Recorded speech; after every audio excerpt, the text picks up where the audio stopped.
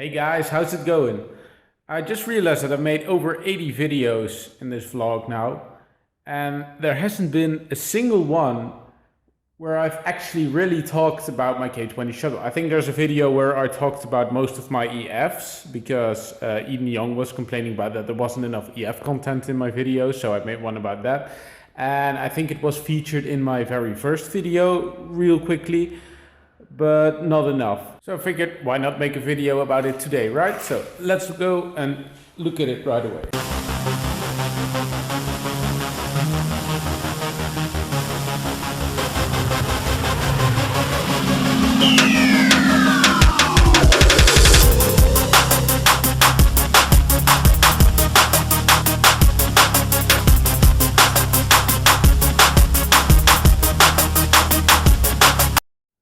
First up, as you can see, it's not cleaned and I'm not gonna do that. So yeah, who cares, right?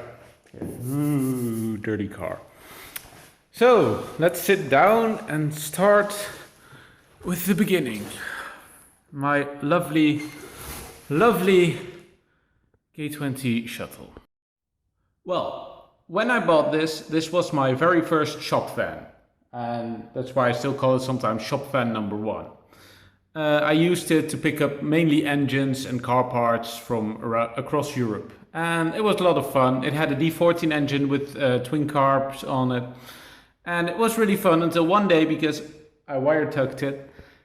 It was raining really, really badly. And as you can guess, the carb sucked up a lot of water and the engine hydro locked. So I broke that. So as a joke, I said I would K20 it. And I didn't. I put a D16 ZC engine in it, DOHC ZC1, and the car didn't run. Looking back on it, it was a really small fix, and I should have fixed it right away, but I didn't. So, engine number 3 was actually a K20. I bought a K20 sight unseen, and that was the stupidest thing I've ever done. It turned out to have rod knock, and it didn't really work all that well. I still have the K20 though, it's still here. It's decoration in my shop. Not really sure what I'm gonna do. Maybe I'm gonna build it one day, I don't know. So, having learned from my mistake, I've bought a second K20 engine.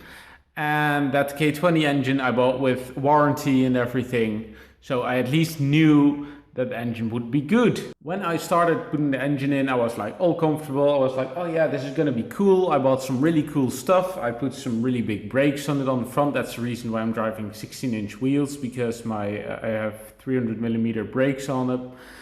I've redone the entire suspension. Everything is with polyurethane. It has a KW coilover set. Pretty much everything you can think of has been swapped for new. I also put some really expensive Honda Access parts on it. For example, the Honda Access front bumper. And also some pretty expensive engine stuff as well. But, and now the fun stuff happens. When it all was put together and it was time for me to start the car, it turned out that K20 number 2 was broken as well. I'm not really sure what's the case. We're still going to have to open it up. And well, yeah, probably it's nothing good. I ordered some stuff to fix it. I've ordered a new head gasket. This is probably something head gasket related. And I've ordered a new timing belt chain and tensioner and whatnot. And all that stuff got stuck at customs, and I'm still waiting on that for like half a year now. Customs keep giving me like these stupid excuses why they can't ship it to me. And in the meanwhile, the car's just sitting here doing nothing. This isn't the first time that it happened with the K20 shuttle. I've actually had this also happen with the ECU. The first ECU I bought on Honda. I spent like, I don't know, $800-900 on it. Got lost in Amsterdam.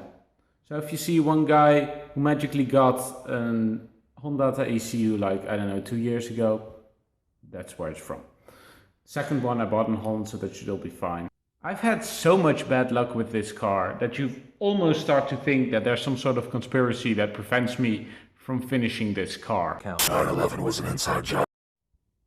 But yeah, like I've said, I've spent countless of hours of work in it, thousands, tens of thousands of dollars in this car, and it doesn't run. And as long as I don't have my parts, it will not run. And it really sucks, because I really like this car. There was even a point where I was considering to sell it, but I'm not going to do that. But yeah, that's pretty much the reason why I don't really see much about this car on this vlog. But I figured, you know what, today is the day, I'm going to tell you something about it. So, there you have it, the fun story that is my K20 Shuttle. Well, I hope you liked the video. At least it wasn't really a fun video, but I hope it will reassure you, because a lot of people with a lot of big, high budget builds usually end up with a lot of problems during the build. So if you're having them, be sure that you're not alone. I feel your pain, guys.